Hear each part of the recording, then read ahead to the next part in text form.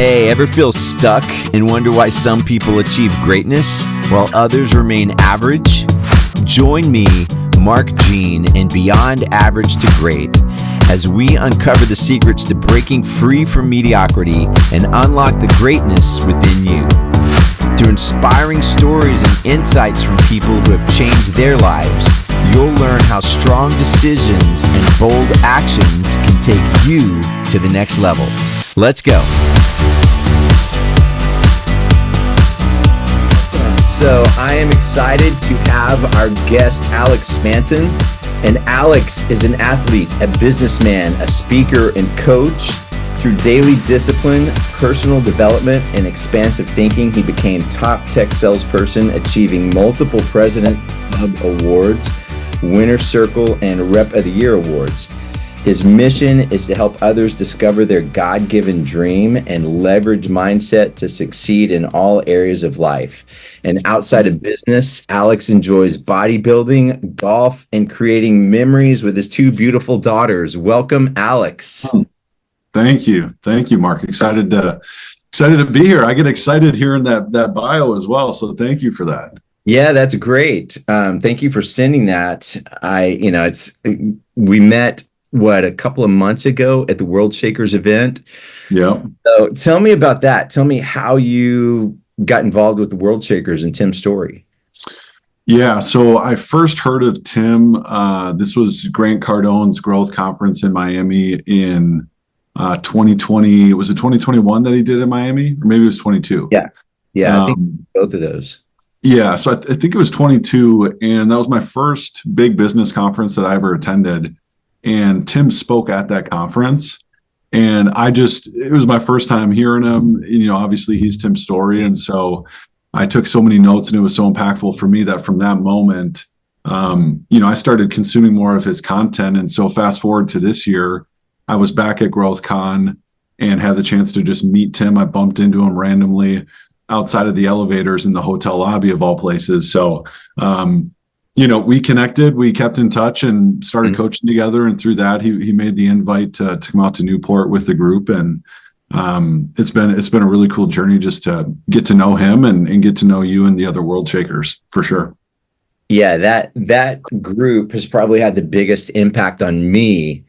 It's because not only is it successful people that have made a mark in business, but also it's faith driven.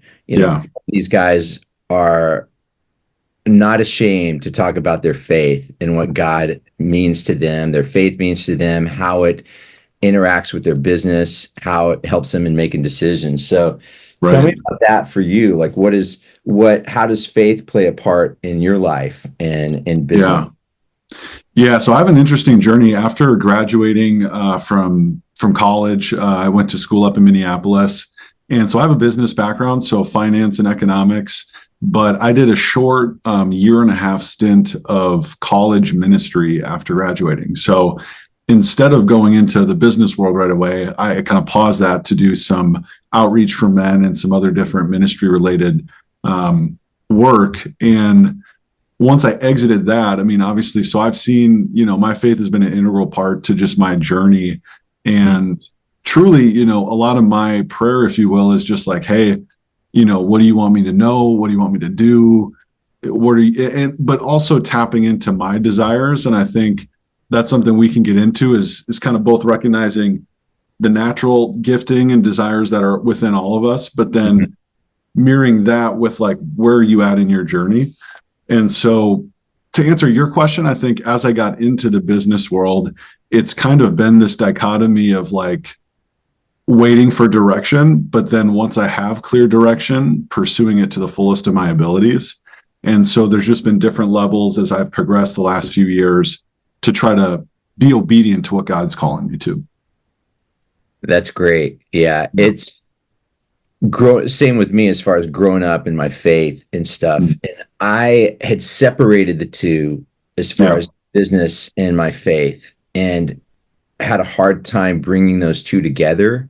And being part of this group allows me to see, no, my faith needs to be the beacon that's guiding me and the decisions that I make, and the people that I connect with and help and stuff like that. So it's been great being a part of that group and getting to know you and a lot of the other world shakers. Yeah, and I think one comment to that point that I even struggled for a while because my natural desire has been business for so long that for a while there I was like, hey, if you want me doing something else other than business, let me know. But it just became very clear that I think God wants to be active in our businesses, and I think entrepreneurs, business owners, like in particular, we have a way to reach people and to serve people, even if it's, personally for me, even if it's not in like a formal ministry where you're preaching the gospel way. But I think the way we serve our clients, the way we do business, if you operate with biblical principles and integrity, I've just found that by operating on those principles, I make more money, I have more success, I move up faster. Like it's just kind of the way I found, it's just the way things work. And so that's been a piece that's been really cool to experience. Yeah. And I think that's something that we talked about. Was that on Saturday where it talks about everything we do in word or deed, do it as we're doing it for God. So that means whoever we're serving, whoever we're working with, do our best, show up, be ready to work, and let that be the example of, Christ in us is just how we show up, how we serve others, how we work, the work that we do, and do it with excellence. And that's really a part of what this podcast is about, going from being average to becoming great. And so what areas of your life do you feel you've broken through being average and started becoming great in those areas? That's a great question. I would say sales is one of those areas. So the two that come to mind are mindset and sales. I think sales has been more of my professional experience. So about 4 years ago is where, and I know you're a 10X Grant Cardone fan. So during COVID, my wife and I had just had our first child. And so we're locked down. We've got a newborn, I'm a new dad, new husband, and I'm sitting there going, I got to get some stuff figured out. I got to provide. And so I started reading books, and that's how I came across Grant Cardone, and I read the 10X rule. And I think my journey started just by implementing his principles. So waking up early, reading, setting goals, hitting these goals. And I think I read all of his books that he had. So The Sell or Be Sold, Closer Survivor Guide. And that was just my mindset, was like, I don't really know exactly what I want to do, but if I can just keep scaling what I can do from a sales perspective, that was what I put my focus on. And so, I think numbers are numbers, but it was like I think I was making like 80 grand when I started this whole thing. And my first target was to make like 120. And at the time it was like, I had no idea how that was even possible. But then I remember Grant's principles, like, dude, just commit first. Like if you stay committed to the number, you'll figure it out. And so, through all these different things, it's like I started learning how to sell, learn how to negotiate. And it's like I hit the goal. And so from there, I've just been setting bigger and bigger goals. And it's crazy because it's like I'm still hitting them. And so now I'm in a different mindset where I've kind of proven to myself that it's like, okay, from a sales perspective, you can grow and reach these goals. But now that I'm dreaming about bigger levels of impact, it's actually pulling me out of the sales hat, if you will, and now making me think more about business and impact and speaking and kind of all these different areas, which you see in the life of Grant, you see in the life of a lot of entrepreneurs. So the only other comment with that too is just mindset. I read a lot of books. That is the cornerstone of my daily practice. And so being a basketball player, sports guy, like I read up on Kobe Bryant.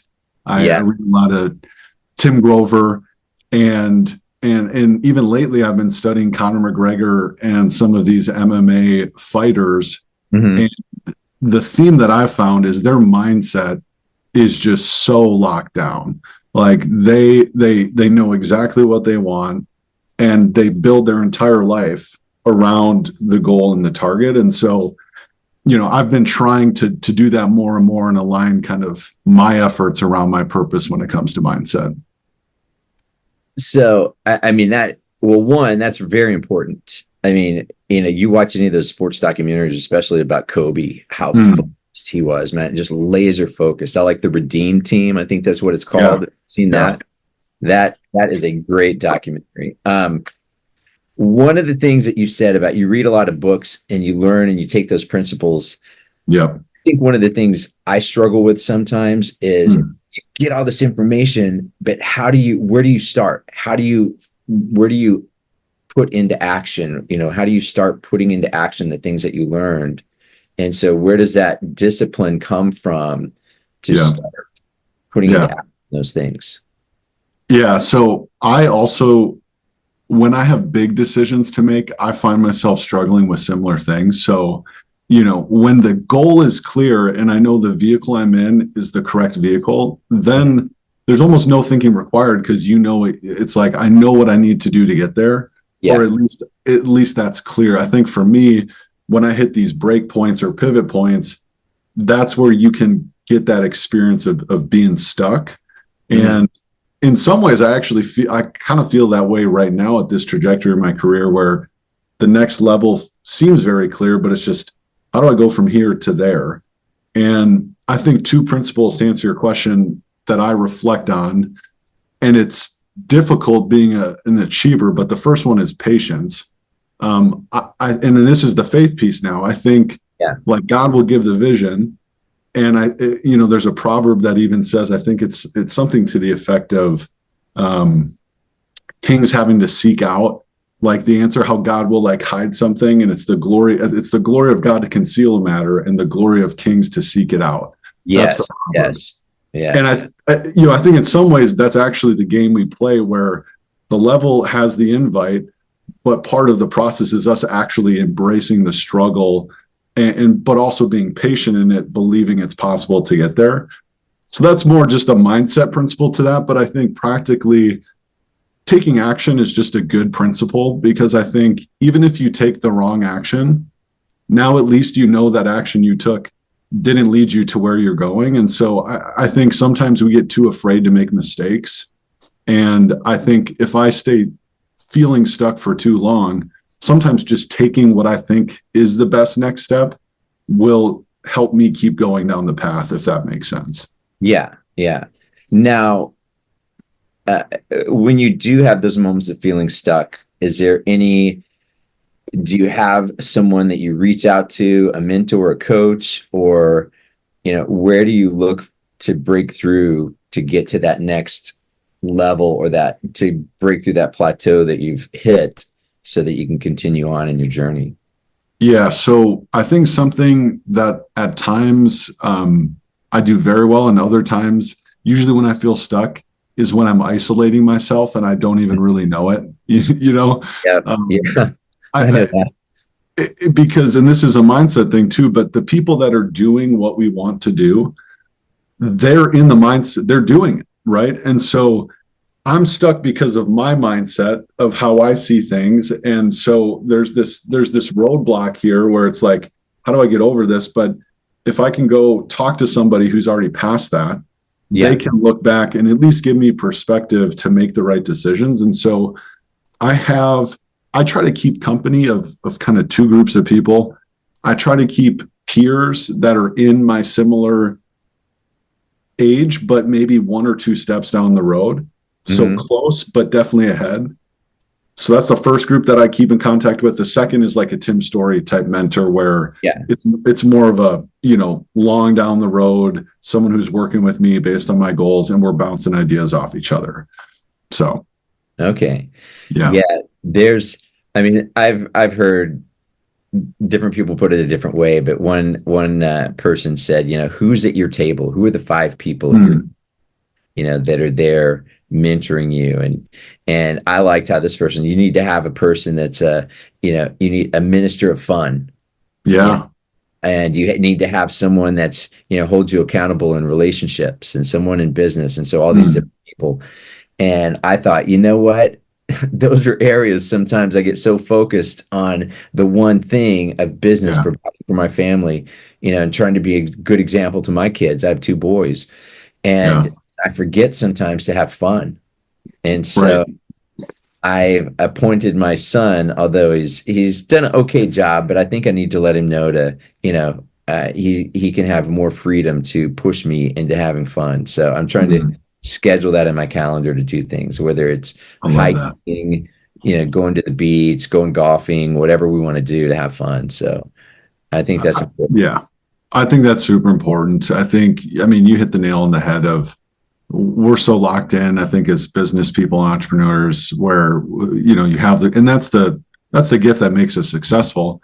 But at Mhm. times it's really difficult to shut that thing down. And I've even found that sometimes the answer we're looking for actually comes forth when we decide to just let go of the problem and engage that golf round or engage the basketball pickup or whatever it is. Mhm. um, the other thought that came to mind too is Grant talks about this a lot, where in his kind of journey of sales, he's like, if you're having, a moment in your life where maybe everything's going wrong or you're hitting those roadblocks, he says, if all else fails, find somebody to help. And that has been something that, apart from the people that or my mastermind, my inner circle, it's like sometimes, and this is something I feel in my current role. So I'm in corporate tech sales, and I've done very well, but I'm definitely tapped out, both income and just, I would say, skill set. Like I'm not really learning new skills in my current role. And Mhm. so while I'm doing other things to keep growing and I'm seeking out different opportunities, building my coaching business, right? I found like that feeling of stuckness bothers me because, I'm in that patient season of planting those seeds, letting them, come forth. Yeah. But Yeah. the thing that gets me out of it is helping my other team members. It's like, hey, do you have a deal you're working on? Where are you stuck? How can I help you? And I found that I have so much knowledge because I've worked so hard for 2 years. It's like, man, I can really use this time to just give back. And I think that's a gift for me to feel like, you know what? While I feel stuck maybe in what I think my journey needs to be, I can actually use this wealth of knowledge and pour it into others and help them be successful. That's great because I think the more we have that tension on ourselves, Mm, the more we get stuck, or lack of a better word, or it can cause, you can get depressed because you can yeah, go, and I'm not where I need to be. I'm not where I thought I would be.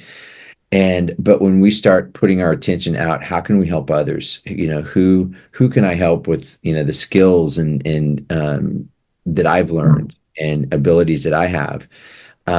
That helps me get out of mm, the moments of being in the funk of of life, is to just redirect my focus outward instead of inward.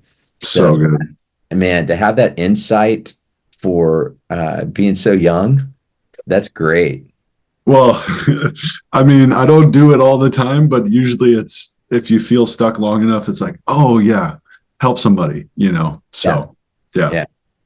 So yeah, that helps me. I mean, being a part of this, the World Shakers group, and just even, other groups. And I know guys that are, that need things or need help. I love helping them. And it just like you said, it takes the attention off of you so much, yeah, and you can make an impact in other people's lives. And totally. I mean, that I think brings me more joy than success sometimes, is, helping someone else and seeing their success just by, giving them a couple of ideas or maybe pointing them in a direction. Yeah. So, Well, I'm glad you said that because I went for a walk before this call just because I wanted to clear my head and get my energy back up. uh, And I was actually praying. I was just like, hey, like, God, do you want me to know anything? And the one thought that came to mind was that we tend to be at peace when we're in flow. So I think especially this younger, I have a 15-year-old brother. He's on Instagram. He's messaging me about making a ton of money. That's great. It's like, yeah. but entrepreneurship and what you're doing is just like it is so in our face all the time about how successful are you? Where are you at? What are you showing off? And I understand that to a point, but I think for me, it even like steals a lot of my joy at times because I do subliminally, I'm like, well, I know I'm successful, but like, look at all these other levels. Yeah. And the other piece though with that is like, we are actually not even pursuing the outcome of the money, the car, the house. Where we feel free is in that process of growth. And Yeah. so regardless of what outcome you're pursuing, like you will actually experience fulfillment simply by just choosing to engage the battle of whatever it is. So like for me, I do fitness, nutrition, bodybuilding coaching. That's kind of something I just do for fun with guys. Uh-huh. But it's a challenge for me. And I've realized like I feel so alive because I'm changing my nutrition, I'm changing my habits, and I'm not at the end goal yet, but I feel in flow state. And that experience of flow is like actually what humans want. That's what we're after, you know? Yeah. And so I think that's a nugget you just hit on. So I don't want to share that, but Yeah. I checked you out on LinkedIn, and you said yeah. something about that you write in your journal every, your goals every morning, Mm, when you're, trying to achieve goals and hit goals, and just to see what you're capable of. mm, Yeah. And I thought, wow, that's a great way to put it, because I think we so underestimate what we can do, whether yeah. it's as a husband, as a father, as a businessman, and or just in life.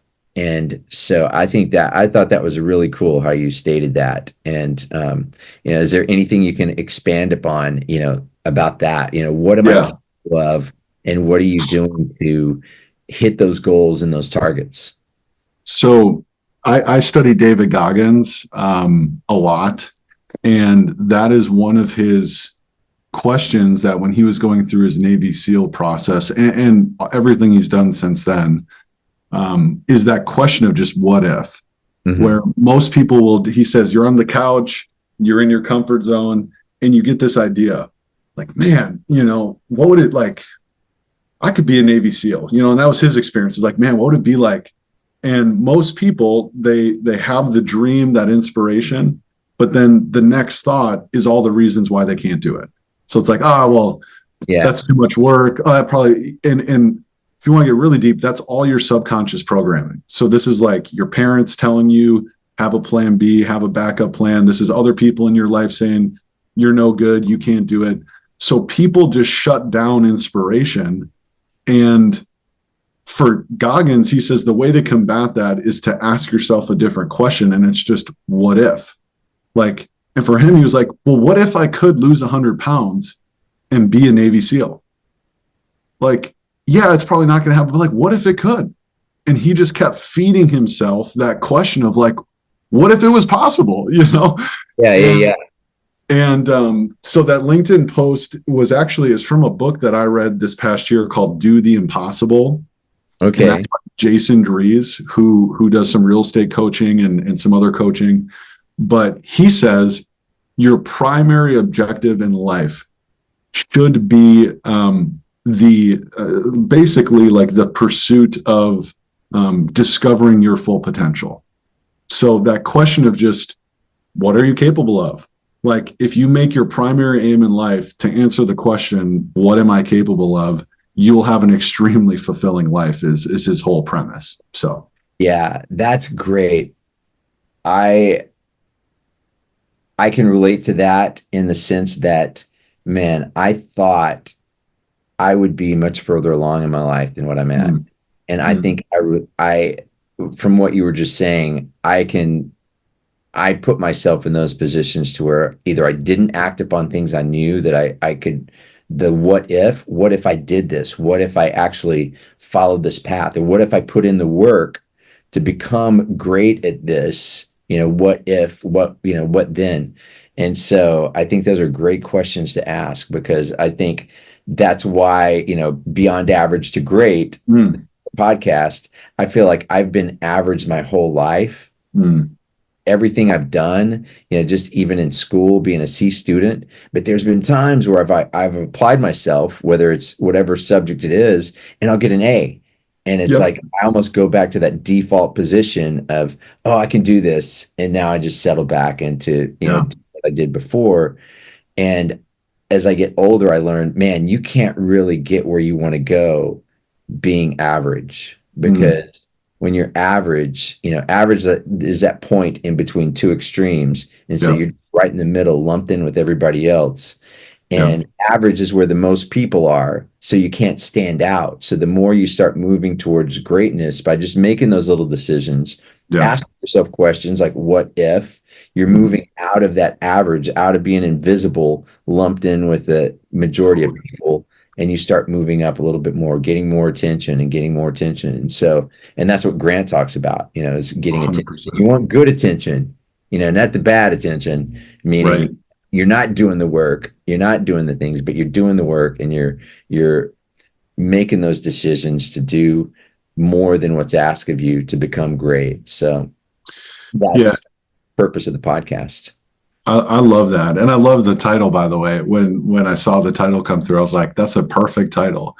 Um, but I think the other piece, because I do so much mindset work. I mean, I do write my goals down every day, and they're Grant Cardone, big, expansive goals.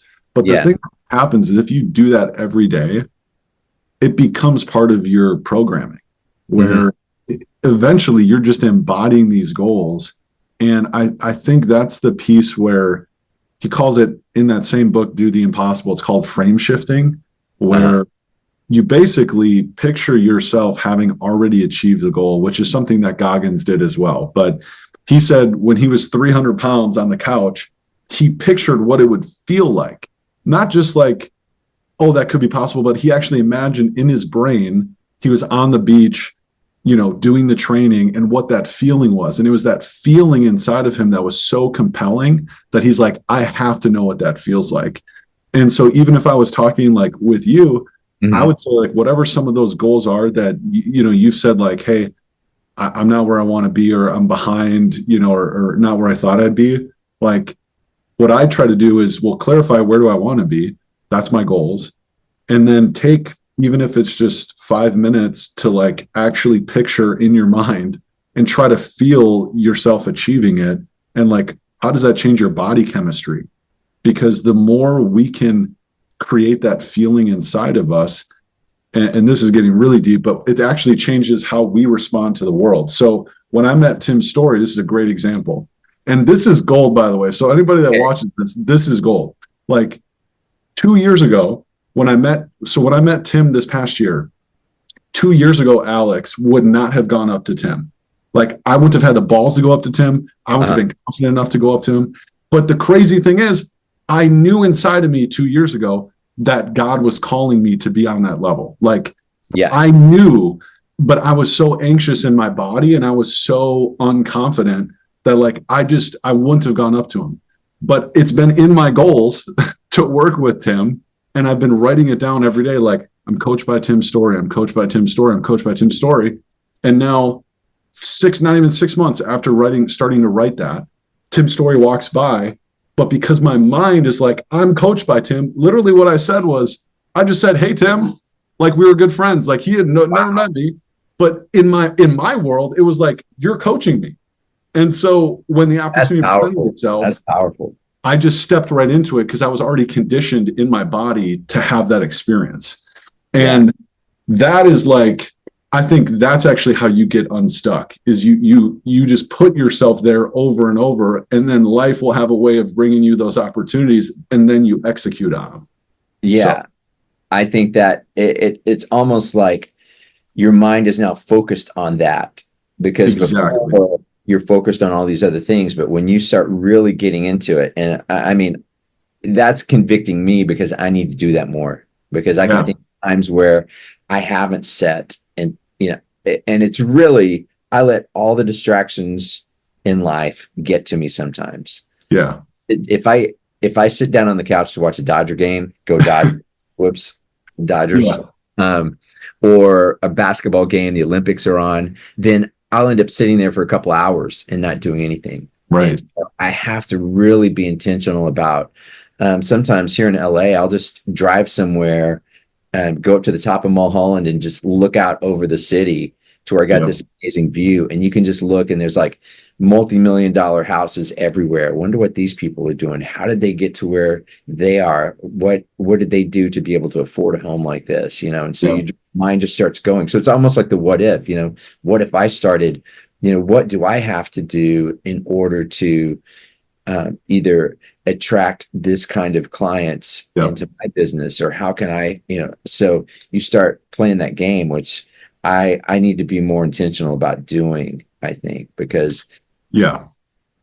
That's the one practice I like. So the guys that I coach within Concur where I work, the guys that I coach, that's the one thing. Like if I only gave all of my clients one piece of advice that would change their life forever, it would be write your goals down every day in the verbiage of you already achieving them.